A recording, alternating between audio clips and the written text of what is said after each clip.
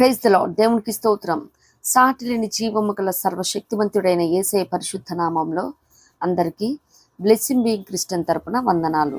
మరి మన new year మెడిటేషన్స్లో భాగంగా ఈరోజు డే 26 అసూయ మత్సరం. అసూయ పడుతున్నావా? Are you envious?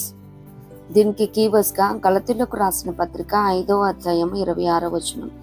ఒకరినొకరము వివాదములకు రేపకయు ఒకరి యందొకరము అసూయపడకయు వృధాగా అతిశయపడకయు ఉందము. దేవునికి స్తోత్రం. మరి అసూయ మత్సరం అంటే మనం ఏమన్నా మంచిగా పర్ఫామ్ చేస్తున్నా, మంచి పొజిషన్స్ మనకి కలిగి ఉన్న వరాలను బట్టి, మరి తన సమృద్ధిని బట్టి అయిన వారేమి మరి మనం ఎవరి మధ్య జీవిస్తూ ఉన్నామో వారు అసూయ మత్సరం చూపించడం మనం చూస్తూ ఉంటాం అన్నమాట. మరి వారు ఎంత హార్డ్ వర్క్ చేశారో, ఎంత ప్రార్థించారో, దేవుని సన్నిధానంలో ఎంత పోరాడి ప్రయాసపడి ప్రార్థించి పొందుకున్నారో ఇవేమీ గమనించరు. కానీ వారు ఏదైతే ఇప్పుడు కలిగి ఉన్న పరిస్థితిని బట్టి అసూయ చెందుతూ ఉంటారన్నమాట. మరి బైబిల్లో మొట్టమొదటిగా ఇస్సాకు మీద ఫిలిష్తీయులు అసూయ పడటం చూస్తూ ఉంటాము. తను కలిగి ఉన్న గొర్రెల గొడ్ల ఆస్తిని బట్టి, దాసుల గొప్ప సమూహాన్ని బట్టి, అతను కలిగి ఉన్న సమస్తాన్ని బట్టి ఫిలిష్తీయులు అసూయ పడటం మనం చూస్తూ ఉంటాము.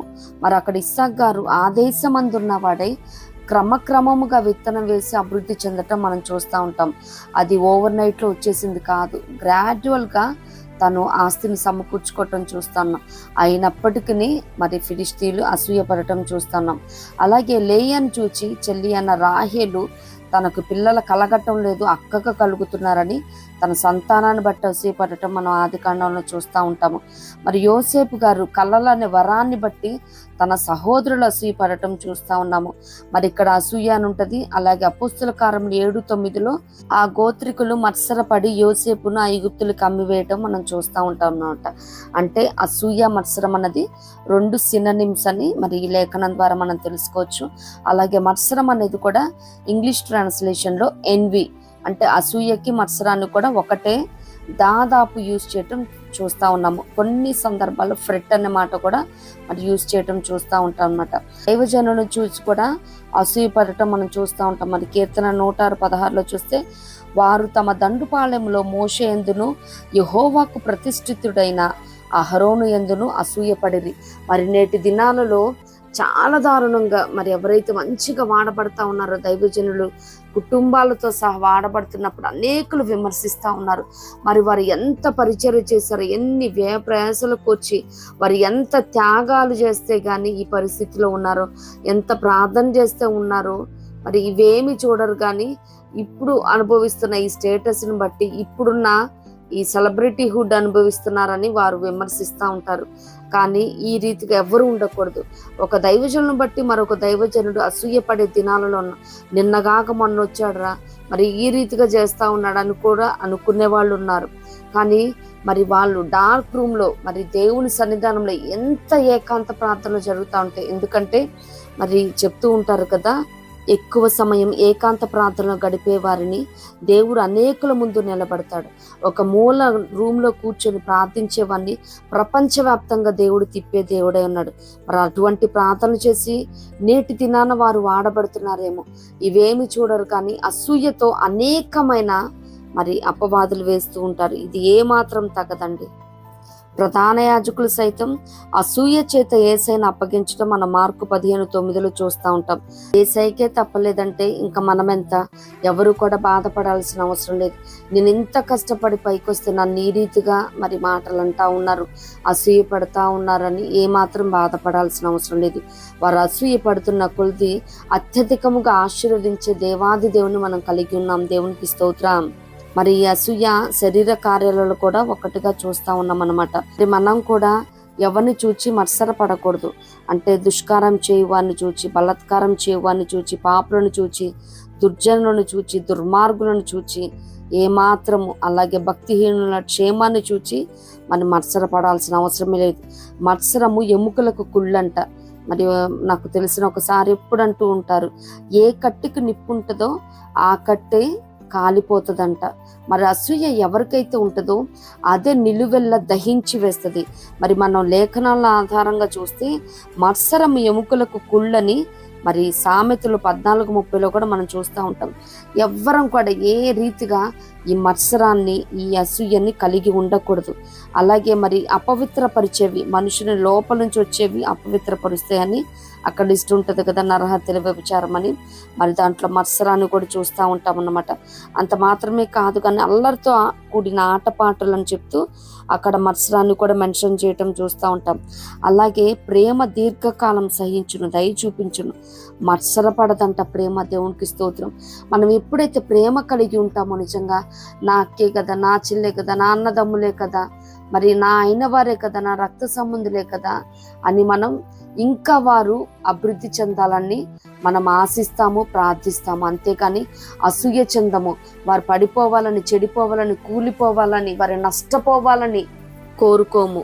ఇంకా వారు మంచిగా ఉండాలని ప్రార్థిస్తాము. దేవునికి స్తోత్రం.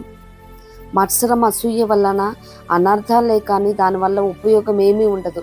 మనం మన పరిస్థితి చూసుకోకుండా ఇతరుల పరిస్థితిని చూస్తూ అసూయ పడటంతో మన టైం అంతా కిల్ అయిపోతుంది. మనం ఎప్పుడు అభివృద్ధి చెందుతాం?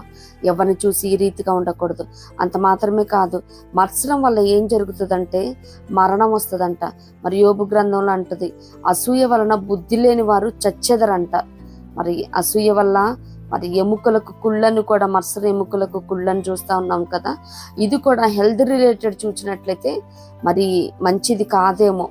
మరి పోను పోను ప్రభు చిత్తం అయితే డోంట్స్ ఆఫ్ క్రిస్టియన్ అని కూడా మనం సిరీస్ స్టార్ట్ చేస్తున్నాం కాబట్టి దాంట్లో ఇప్పుడు చేస్తున్న ఈ షార్ట్ సిరీస్ మొత్తం ప్రభు చిత్తం అయితే విపులంగా చేద్దాం. అంత మాత్రమే కాదు కానీ మరి మనం అడిగింది, ఆశించింది పొందుకోమంట. మరి యాకోబు పత్రికలో మనం చూస్తూ ఉంటాం, మీరు ఆశించుచున్నారు కానీ మీకు దొరకటలేదు, ఎందుకంటే మీరు నరహత్య చేస్తూ మత్సరపడుతూ అని ఈ రీతిగా అక్కడ కూడా చెప్తూ ఉన్నారనమాట. మత్సరపడితే మనం ఏదైతే ఆశించి అడుగుతూ ఉంటామో దాన్ని పొందుకోలేమంట.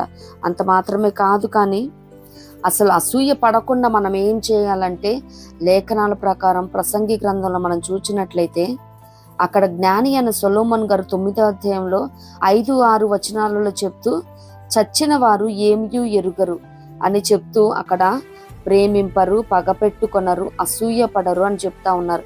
మనం కూడా చచ్చినోళ్ళలాగా ఉండమంటే దాని అర్థం ఫిజికల్గా అని కాదు, కానీ మన ఇమోషన్స్ ఏవైతే ఉన్నాయో వాటిని మనం స్లీప్ మోడ్లో పంపించేసి ఎవరైనా బాగుపడుతూ ఉంటే వాడిని మనం ఇంకా ఎంకరేజ్ చేయాలి, వారి కోసం ప్రార్థించాలి. ఎందుకంటే అసూయ పడేది ఎవరో బయటోళ్ళు, పరాయి వాళ్ళు, ఉన్నతలు, వాళ్ళు ఎవ్వరు అసూయ పడరండి. ఇప్పుడు ఒక CEO ఉన్నాడు, తన ఎంప్లాయీ కింద పనిచేసేవాడు అభివృద్ధి చెందుతుంటే తనకేముండదు. ఎందుకంటే తను ఎంత కష్టపడ్డా కానీ తను నా దగ్గర పనిచేసేవాడే కానీ అని ఇంకా తనకి ఇన్సెంటివ్స్, ఇంక్రిమెంట్స్ ఇచ్చి తనని ఎంకరేజ్ చేస్తాడు. ఎందుకంటే తిను మంచిగా వర్క్ చేస్తే నాకే కదా లాభం అనుకుంటాడు. కానీ ఇతరులు అలాగే అయిన వారు, ఎస్పెషల్లీ మన ఇరుగు పొరుగు వారు, రక్త సంబంధులు మాత్రమే అసూయ చెందటం మనం మరి పళ్ళు లేఖనాలు మనం చూసి ఉన్నాం. మరి లేయ గారి విషయంలోనేమి, అలాగే యోసేపు గారి విషయంలోనేమి, మరి సాక్షాత్తు యేసయ్యను కూడా అసూయ చేత అమ్మివేయటం మనం చూస్తూ ఉన్నాము.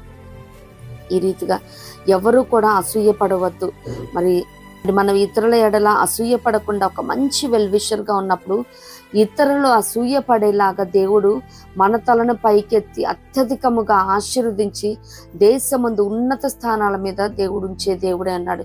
ఇట్టి కృప ప్రభు మనందరికి అనుగ్రహించును గాక. ప్రభు కృప మనందరికి తోడైండును గాక. ఆమేన్.